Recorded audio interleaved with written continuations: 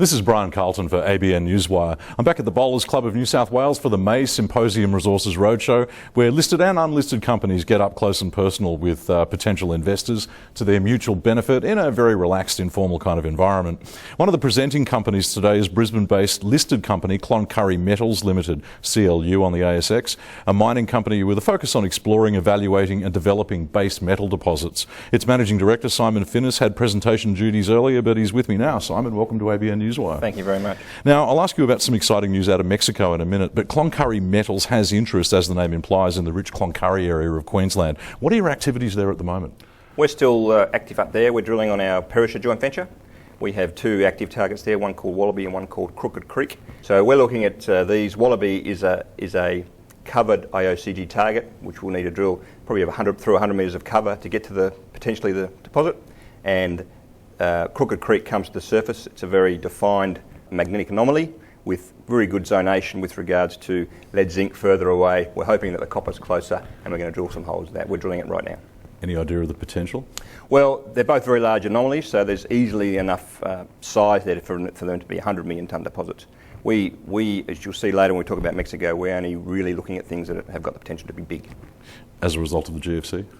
Well, the result of the GFC for us was Because you kind of shut down for a while, didn't you, really? Absolutely. We lost our premier project, which was the Pegmont project, a 10 million tonne lead zinc deposit. We had an option payment due on that in December 2009, and we were actively negotiating with BHP to do a deal on that project. Of course, GFC occurred, middle of December. BHP kicked us out of the negotiations, so we've actually started again. You've restructured the team somewhat as a result of the pullback for the global financial crisis. You've ramped that back up again now? Well, we've kept the same board structure now. We restructured the board back in 2009, and we also started in late 2009. We started looking at a project in Mexico called El Rodeo, and we finalised that transaction in March. So we're now active in Mexico and in North Queensland. The La Calera, you wrapped up some drilling there in March, but things, as you say, have picked up now. Where are you at? It's a very grassroots type part of the world.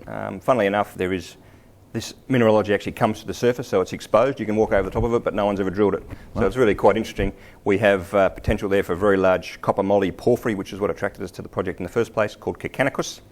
Not as nice as La Calera to roll off the tongue. It doesn't. We have two gold dominant skarns, one called La Calera, one called La Ferosa, and we have Espirito Santo, which is a historical silver mine, which has been mined on and off since 1600s. We're talking another El Dorado here? Oh, it could be anything. Love for it to be that, but more likely to be the El Espirito Santo, likely to be a high-grade silver mine if that works out. Seeing as though you're in virgin territory, what's your access to infrastructure, processing? We were very lucky to pick up an experienced Mexican team along with the project. So there's a Mexican guy running the business for us over there. We have a Mexican subsidiary, obviously managing all the finances and so on. Access, while not as easy as Australia, is still quite accessible by road. There's a little town called Huetamo, which is 20,000 people, about 50 kilometres away.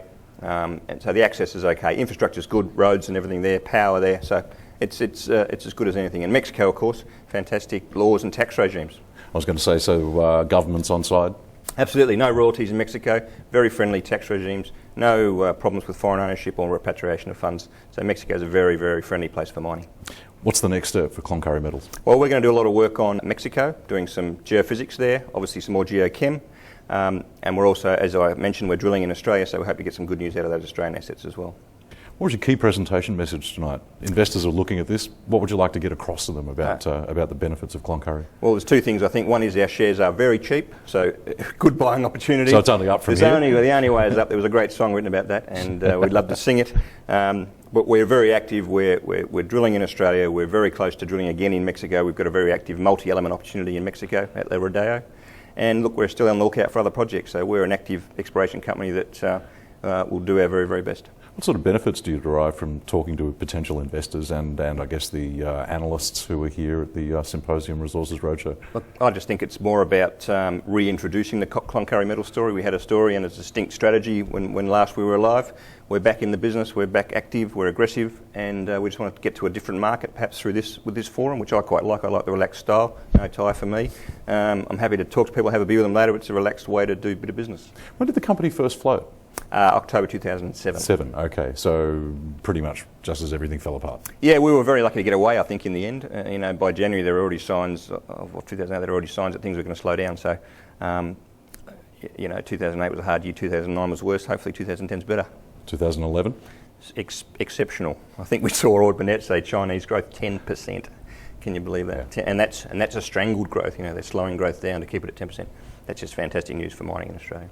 Simon Finnis, Managing Director, Cloncurry Metals. Thanks so much for your time. Thank you very much. This is Brian Carlton for ABN Newswire.